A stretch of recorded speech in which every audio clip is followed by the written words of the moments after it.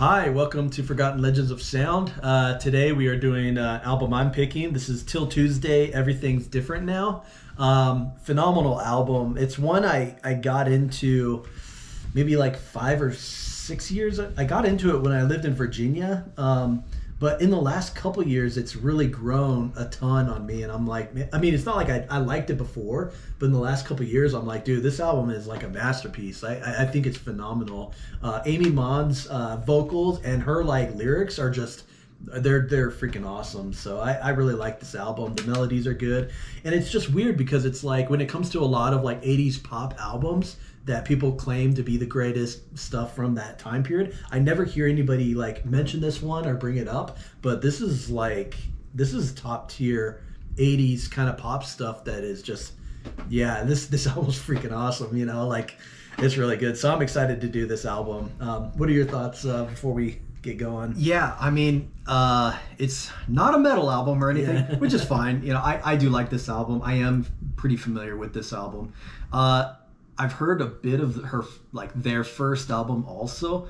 It's mostly their second album that I'm not as familiar with, you know. And you were always the guy that was more so into the Smiths, more so into garage rock bands or whatever, The Cure, you know, or just even all that. Even indie stuff. You know, you've always been into more of that stuff. It's not my favorite genre of music and everything, but I do think that vocals as well as like the lyrics just go a long way for this band, you know. But anyways, they do a good job with like melody as well, and I don't know, it just, I never got into a lot of the British bands, you know, and the way they sing or whatever. It just, I never got into all that stuff, but I don't know, I think these guys are pretty good, you know. Because like in that time period, I'd always hear stuff like The Cure, REM, The Smiths. Those are always kind of the big name bands from the 80s. And Til Tuesday, you know, I think a lot of people know the Voices Carry song, huge hit, you know. But this whole album is phenomenal. Like everything on it is really good. So I'm excited to just do this, and hopefully we can find other Til Tuesday fans who are just like, yeah, man, you know, everything's different now. What happened? Like, because this is their last album. They only had like 3, right? They only had like, 3. What happened to the band? I'm not really sure. Yeah, I know she went off and like put out a bunch of like solo albums and stuff through the 90s and 2000s and stuff. So like I have a good number of her solo albums, but I haven't really digested those that much, you know. Whereas the Til Tuesday ones are the ones I listen to more. So one day I'll get to those. So I know she kept on going, but I don't really know what happened to the rest of the band or anything like that. I don't really know much about their history or anything. But they made a freaking awesome album, you know. Like, would you say like they're pretty underrated? I guess I think in so. that genre or in that realm. Like, just kind of. I think they're underrated because it's like, man, I should have been hearing about this album instead of all those other famous albums when it came to 80s pop music. Like this album, I think, is one of my favorite. Like I think about 80s pop stuff, and I'm like, man, Waterboys is up there as far as 80s pop stuff goes. Like that album's phenomenal, and then this one, and the rest that I think of is like maybe like Alphaville or Aha or like Pet Shop Boys. A lot of the synth kind of world is where I really like, you know. Of course I like, you know, REM and the Smiths. They have some great albums in that time period too. But yeah, I just never heard Til Tuesday clumped in with them. Like I wonder if people think of them as like a one-hit wonder band or something, or you know, because I don't know. So same thing with like Aha. You know, everyone in the States knows them for, you know, Take on Me, and then that's kind of it. And it's kind of like they got a lot of amazing songs, you know. So I wonder if these guys fall into that category as well. Same thing with Third Eye Blind, where we like all their songs on their albums are really good, but I think that history is just kind of like thought of them as one hit wonder band kind of thing, and maybe they're like same kind of situation. So I know that this isn't super obscure, but for how much like we enjoy it, it's like it should have a little more of a mention, and it'll be fun to read these lyrics and stuff with the songs too. So but I don't think I have anything else to say. Do you want to get started with this? Yeah, let's jump into the lyrics. Alrighty, so here is track 1. This song is called Everything's Different Now. So here we go. I got that. Like I know, right? Yeah, you get to go first, bro. Yeah, I really like that song. It's one of those songs that sometimes it doesn't like hit as much, you know, because the way the chorus is just like repeating those 2 lines. There's something a little, I don't know, less like easy flowing, I guess, with this chorus compared to, especially to some of the others. But then there's parts that I do really like. I'm kind of feeling like a 7.5 or an 8. I'm going to give it an 8 for now. But for some reason, this song reminds me of like the old school, like Mersey beat kind of like 60s rhythm and blues band. Like, I don't know. It has this vibe, especially that dun dun dun dun. You know, it reminds me of like Jerry and the Pacemakers, you know, ferry across the Mersey. Like, I don't know. It didn't really remind me of that before, but this time around, it kind of reminded me of that style of music or whatever. This one, I don't think it's as gauging lyrically as maybe some of the others, but I still think it's a great song, and it opens the album well enough. But what do you think? I agree. I think it's a pretty good opener. I'm gonna give it a 7, just because it's a bit like samey throughout. Not a whole lot of variety. It's just kind of a nice song. You know, it feels nice. It sounds nice. You know, but I don't feel like I can really get more out of this song. You know, it's just, I feel like some of the other like there's probably like 3 songs on this album that I know are going to be 10s for me, and I feel like those are the ones that can hit deeper, like emotionally. So I don't feel like this one. It's a bit like surfacey. You know, surfacey. So I feel the same way. But it's still a good song, you know. So and her voice is still really good. Like, I don't know, there's something about her voice that just makes the song even better than like if someone else was singing it. I don't know. I think it would be more ordinary, but I think she kind of elevates the song a bit for me, you know. But yeah, I agree with that. Should we move on to Rip in Heaven? These ones are, you know, some of these other ones we'll definitely dive deeper into, but all right, here is Rip in Heaven. We could have just ascended, but what are your thoughts? The past does hurt. I'm gonna give that one a 10. I think that's a great, you know, it's weird because it's like, to me there's like, it's weird whenever like a song like that you'd call it like a pop song, but then you'd also call like a, I don't know, like a Celine Dion song a pop song, but they're not the same thing, you know. But it doesn't really feel like a rock song, but you know, like it's got a little bit of old rock and roll-ish. A little that old school, you know. But it just, I like all the transitions for the song. I like moving in from the verse to the chorus. I like that the drummer's kind of quietly, you know, just hitting the rim and everything. Just the song does a good job keeping the pace going. You know what I mean? And whenever they do slow with her doing that one part, it's like the guy comes back in and then keeps everybody back up again. It just, the solo's good, you know. I like the whole song. I like the flow of the song, and it always ends, and it's just, you know, it never feels like it overstays its welcome. You know? 3.5 minutes. It's like they just they got everything they wanted to out. So it's a good pop song, pop rock, whatever you want to call it. What's funny is when we were listening to this, I was like, it sounds like, you know, the Byrds, and I know bands like REM and whatnot were really influenced by the Byrds, so it's kind of like makes sense for all this jingle pop 80s stuff to kind of recreate that sound from the 60s, you know. And I think it's a phenomenal freaking song, and there's something that's like soft and delicate, beautiful about her voice that just makes everything work. Like when they go back into the verse and she's like, "It's funny how you just assume." Like there's just something so fudging. It's pretty chill. It's very chill, but it's just subdued is the right word, but subdued. But there's, I don't know. I don't know. I just love her voice. She's such a great vocalist. And the lyrics she reminds me of like one of those vocalists that, you know, is like from Nashville or whatever, like that, got that kind of Tennessee, Nashville kind of vocalist or something that, like, I don't know, like could sing in like clubs or sing in places and live, and people would be all like, oh yeah, like people would be square dancing while she's singing, you know what I mean? Like that's just what comes to my mind. She had more of a twang, but you know, but it's not like it's. I'll let you say instead of interrupting. Sorry, go on. I think there is a bit of like, accent's not the right word, but like some of the, especially during the verse sections when she's saying like giving up and everything, it sounds much more like a like 90s pop country kind of, like Dixie Twain and stuff. Dixie Chicks, like all of that stuff. Like it just reminds me of like, I could see that, or even definitely Dixie Chicks. I see that. But, we'll hear that, you know. Sometimes.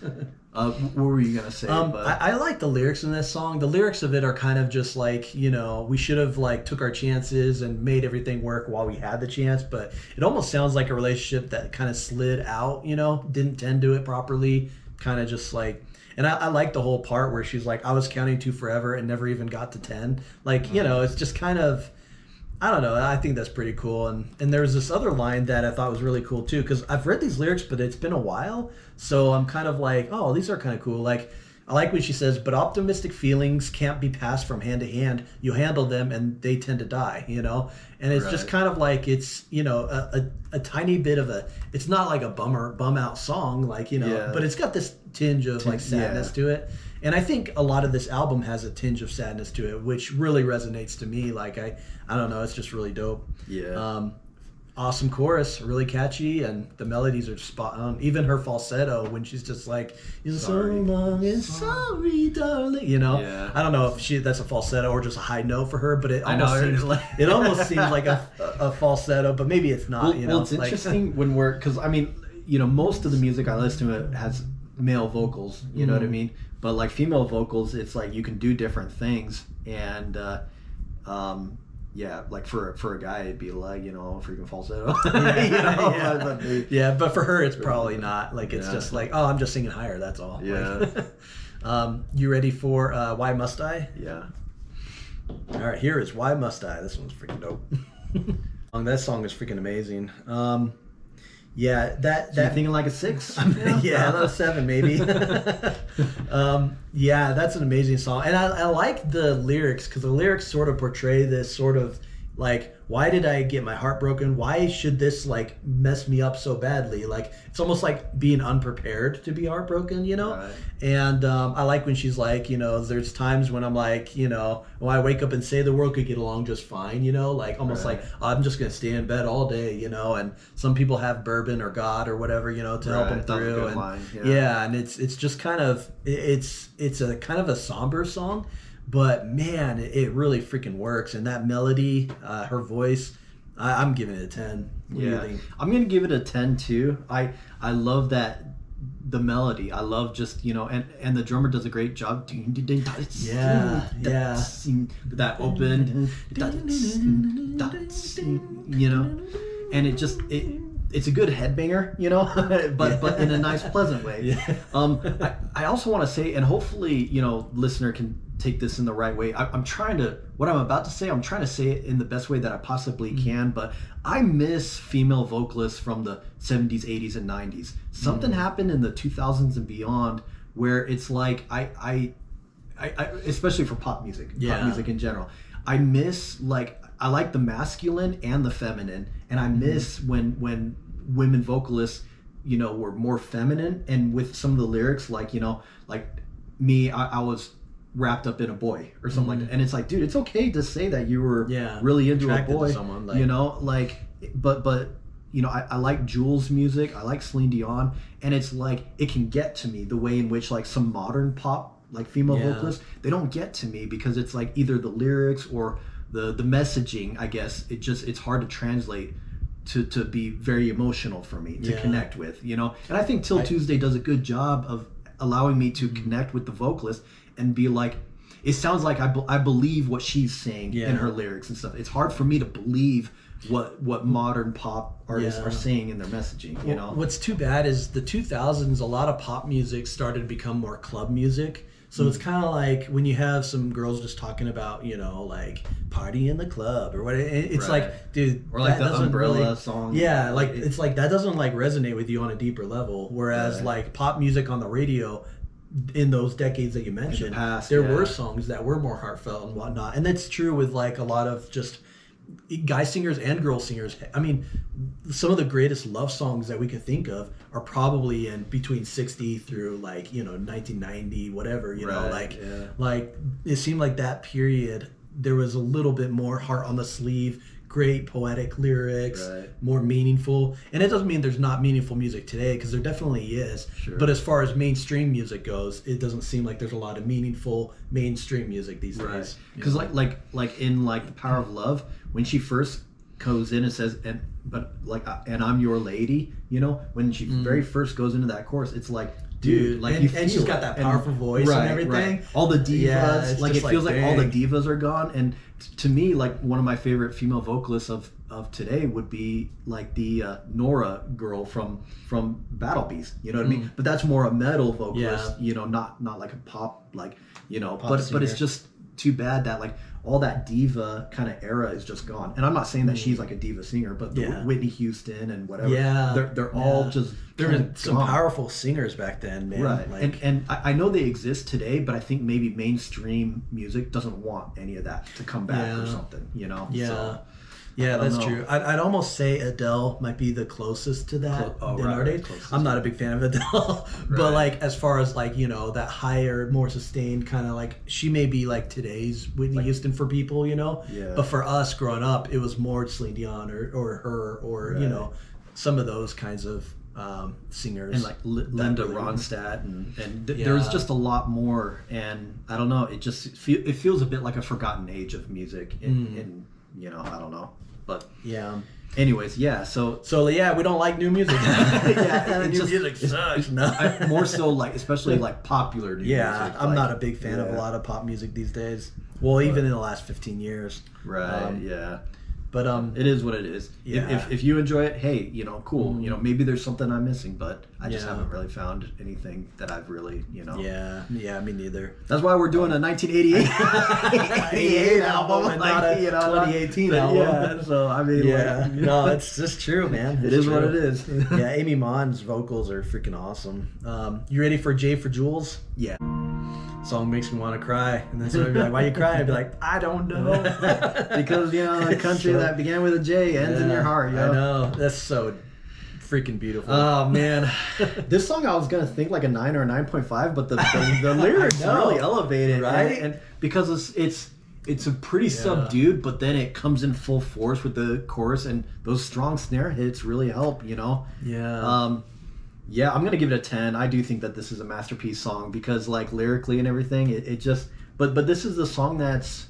It's not as flashy as track 3. You know, it's not like or track 2. Yeah, it's not straight up catchy as the chorus. And, you know. But this is much more of like a sleeper kind of like hit. You know, it's this first half of this album is pretty solid. I mean, like, honestly. But what are you gonna say? Well, what's funny is that song was a sleeper hit for me too. Like when I'd hear the album, I was like, oh yeah, that's like the quiet one. And then, you know, when I was first getting introduced to it, and I was just like, and then over time it started creeping in on me, and I'm like, okay, this is actually like really good. And I kind of want to read a little bit of the lyrics just for the audience, you know, because to me this song is really poetic. And I mentioned to Kevin, it reminds me of Jules' like Foolish Games, you know, because that song is a really powerful song too, because the lyrics are just so freaking well done with it, you know. And I think this song also, like, if it didn't have good lyrics, it'd be more like an 8.5 or something, you know.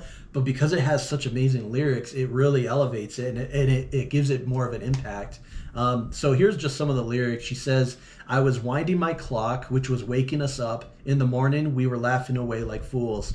I was saying my prayers, he was combing his hair, in a country that began with a J for Jules. You know I'll miss you, and thus it begins, but I'll release you, and thus it continues. Someday we'll be happy again." And then we'll just keep going. "Oh, the rain never comes. Count my blessings on my thumbs, and the dogs just want to sleep in the rain all day. You know I'll miss you, and thus it begins, but I'll release you, and thus it continues. Someday we'll be happy again. There's no way a country like that could die. Told me that they drift away, but that's a lie. Well, I just bought a car, but it stays in the yard, and the country that began with a J now ends in my heart." I mean, that's just that's so freaking. Is this about like loss or something? I feel like it is. I feel like it's like another breakup song, kind of, because in a way either breakup or die. You know? A country like that, some kind of loss. Like I feel like it's a connection between two people, and the country is those two people or something. Maybe Jules is. I always thought of him as the country, like his name is that's Jules what I was thinking, or something. Yeah, because it's like, you know, I'll miss you, but we'll be together again. And also the whole "someday we'll be happy again." And when she says "I'll release you," that sounds like I'm letting you go because you passed away or something. Or it could just be "I release you," meaning I'm you know, the hold that you have on me or something. Right, but like letting people go when they pass away, and you know, like. But it could also be a breakup too, but I don't think so because it says I do like the "someday we'll be happy again" because that's a really sad thought. Like it's almost like, you know. I don't know. That's and come on, like when she said like, you know, a blessings that we count on two thumbs, that sounds like two people, like only two, you know, it sounds like the person passed away or something. I don't know. Like I'm kind of leaning more in the breakup. I mean, we could be in whatever camp you want, but like I do like the whole part where she's like, the country that began with a J now ends in my heart. You know, like I don't know, like that's really freaking. I love that line. That's cool.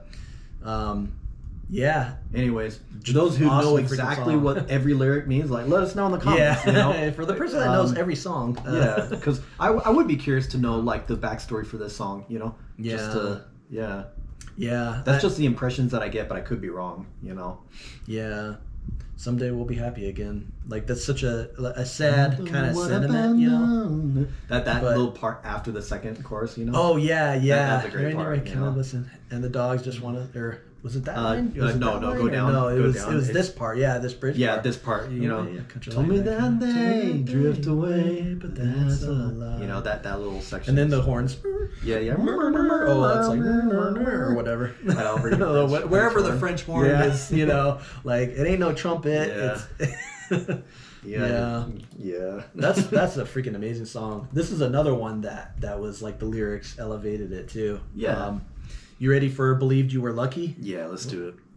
I'm throwing out tens like candy like or whatever, you huh? know, like you're throwing them out, like just throwing them out. But I don't know. This whole album is so freaking good. I love the lyrics in that song, and I like this whole idea of this other person not believing in all these things that she believes in, and there's that riff in that relationship because of it.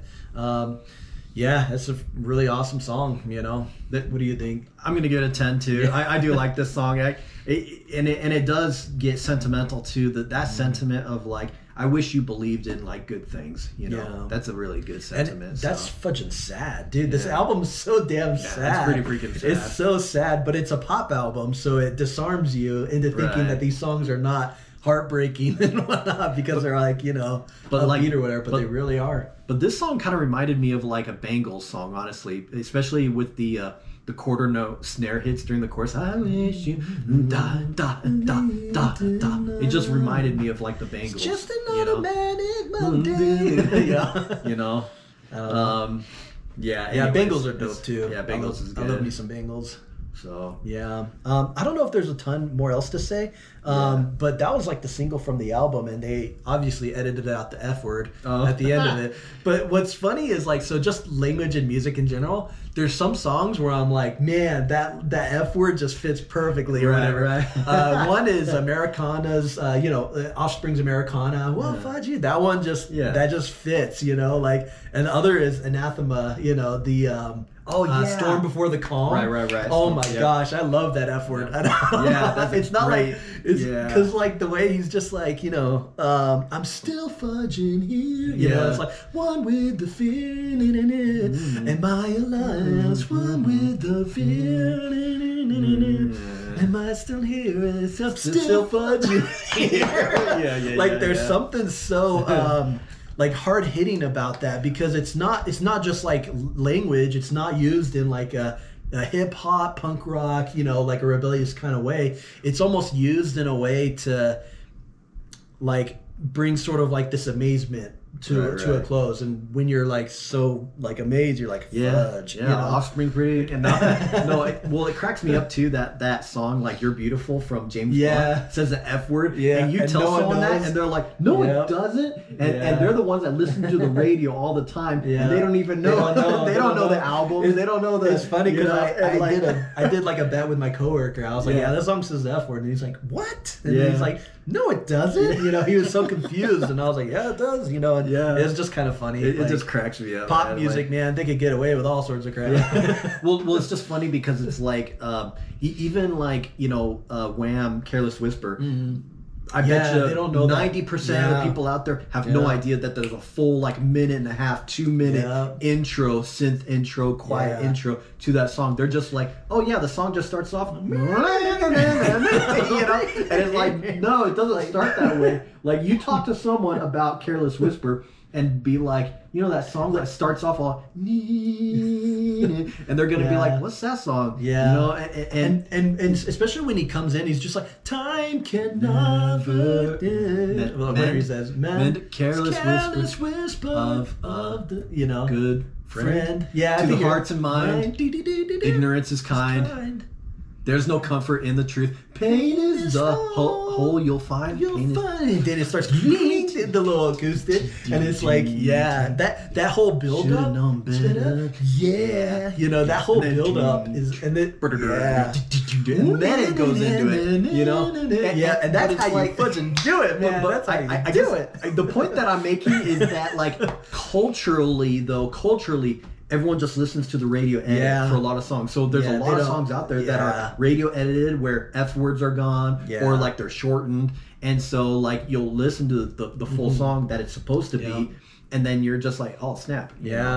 Some of them lose that impact being on the radio if they're shortened or whatever. I mean, imagine, you know, like my Miss American Pie, you know, if that's like a 3-minute song. It's like without dude, this has to be was it 9 minutes or something? It's like you have to have all of the lyrics to that song in order to have the whole, you know, you can't just have like, oh, that chorus takes up 1.5 minutes of the song and then you just add like one of the verses, you know. And it always bugs me when there's some songs where there's only like 30 seconds taken off, and then I'm just like, couldn't you have just, I mean, let like, it go? Like, you know, why'd you cut it 4.5 to 4? Like, it just, anyways, but that song was pretty freaking awesome. And this album just, I don't know, like, I love me some of my somber whatever kind of music, and this it's kind of similar to like Hearts of Black Science or some of those other bands where they combine poppiness with like darkness or poppiness with like sadness or whatever, and they do it. And I've always just loved that sort of clash of those two things. Like if it's too happy, it's like and then if it's too sad or whatever, then it's like but then when you combine the two together, then it becomes like such a amazing sound that I just really like. Well, it's funny because like, I mean, like we're really big into metal music and everything, so it's funny to do an album like this where we can talk about some of the pop discussions and some of those because we don't talk about them all that often. We're always talking about the metal discussions and the, you know, this and that. So it's just kind of funny that we're talking about much more pop topics and stuff. So I don't know, kind of different for us, you know, a little different. Yeah. Are you ready to do Limits to Love? Yeah, let's do it. 7.5. I like the lyrics the most on this song, but the chorus doesn't do as much for me. I think I do like it more than track 1, but not by much, because it's a bit just kind of dun, dun, dun. It's a bit static. But I really like the lyrics, so the lyrics are the main winning thing for me. But 10 is awfully high. I'm giving it a 10. That's such a good song. But is it because of the lyrics? It's because of the lyrics and the melody. I don't really mind the sort of slow kind of, you know, twangy kind of vibe of it, whatever that is, like whatever. But I love every time they go right. Every time they do that, it just sounds so freaking beautiful to me, and it just leads into the chorus so perfectly. I think it's an awesome song, and I do like the lyrics. Like, I think the lyrics are definitely a huge addition for it. I don't know. I think it's 10. I could always, honestly, like from 2 to 7 is like, all of those songs to me are like bangers. I think in the last couple, it's not as good, but I don't know. It's such a long stretch of like great song after great song. Right. You know? You ready for Long Gone Buddy? Yeah, let's do it. Yeah, this one would be like The Cure, yo. Yeah. I feel like there's so many like 80s movies that you could put some of these songs into, and it would fit, you know? Yeah, like Breakfast Club, and you know, it's like,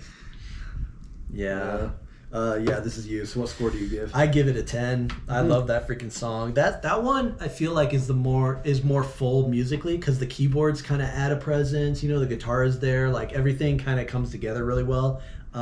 Beautiful song. It's, again, just like most of the songs on here, it's kind of more somber or whatever. But yeah, really catchy, and I like the whole break part. Nobody wants to be more happier than I do, you know. It's an awesome freaking pop song. I'm going to give it a 9. I do really like this song. I don't like it as much as, 2, 3, 4, and 5 though. Yeah. You know, I do like the lyrics. I like that, the bass and the drums got that you know, just that drive. Good drive, I don't know. I there might be some parts that might feel that's the problem with placing songs in the order of an album is sometimes it's like, well, if a certain song comes before another song and that they're similar, right? I feel like the earlier ones sometimes might steal the thunder from. So I feel like this song can feel a little bit derivative of stuff they've already done earlier in the album, which is a winning sort of formula. But it's just I just love some of those earlier tracks a little more. Yeah, really dope stuff. We only have a couple more. You ready for the other end of the telescope? Oh. What do you think, bro? I'm gonna give that one a 9 also. I liked it similarly to track 7. I like the backing male vocals.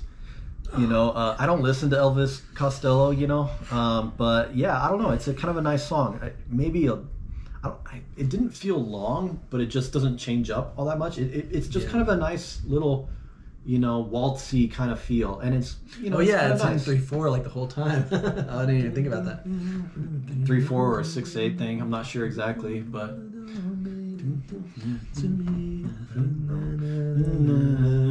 it is either 3/4 or 6/8, and it creates that sort of flowing, that going back and forth feel, you know.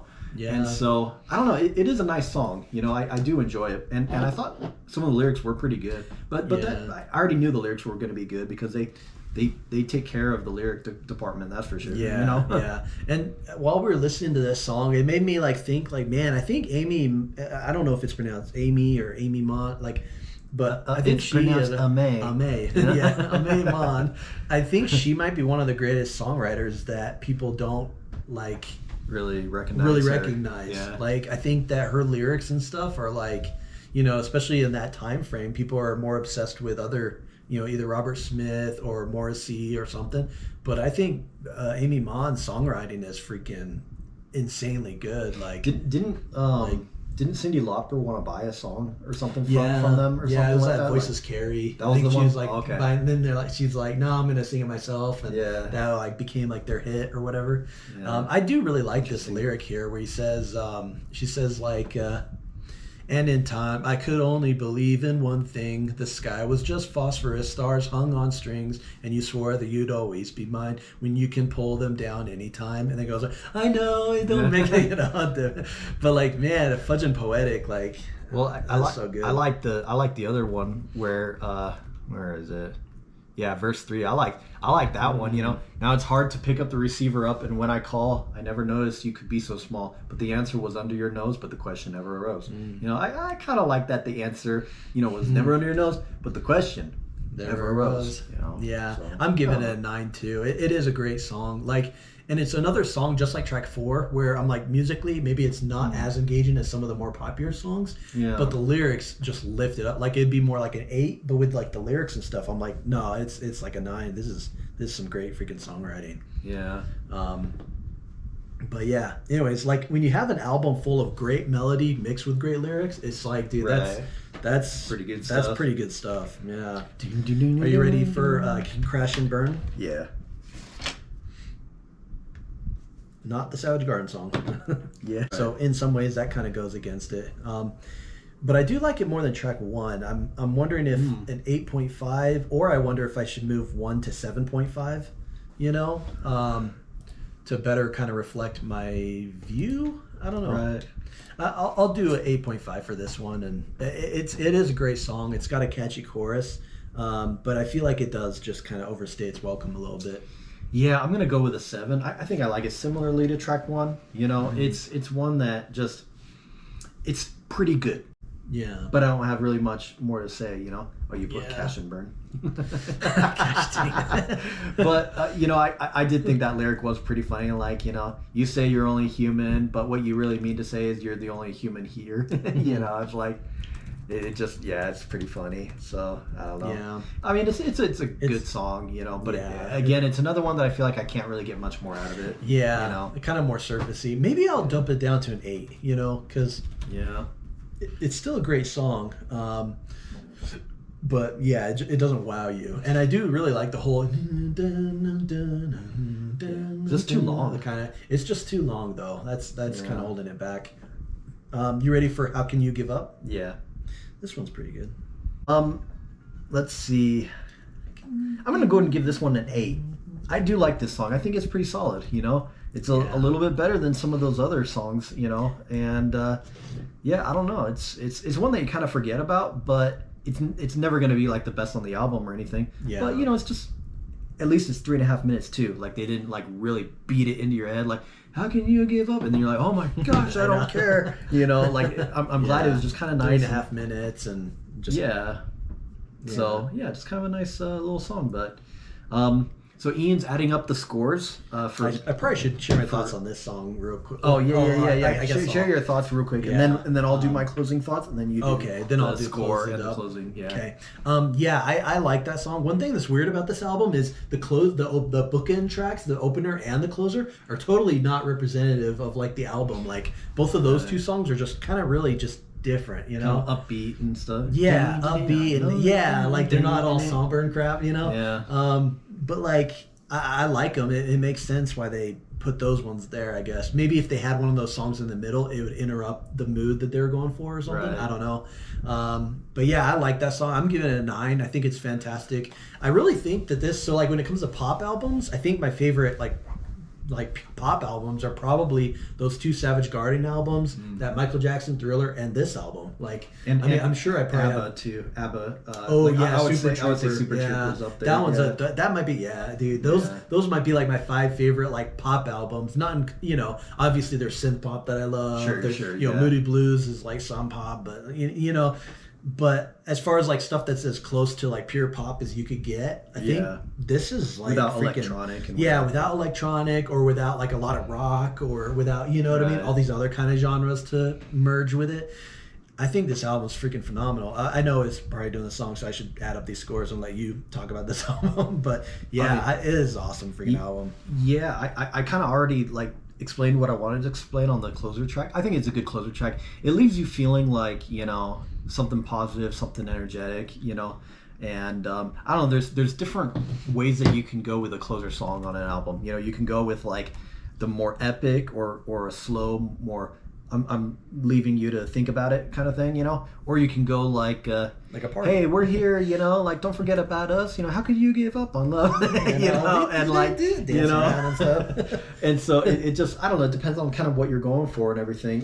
When you're making an album, like I feel like the first track and the last track is important, and how you organize the tracks, is it creates a different experience, But anyways, so my closing thoughts, I do think this is a solid album. Like I mentioned to you before we started filming, I have listened to this on my own, and I enjoy it all the way through, Definitely some masterpiece songs as well. I do think that, of course, the vocalist really like shines the most out of everybody. But I don't know, I like they're very together as a band though. A lot of cohesive sound.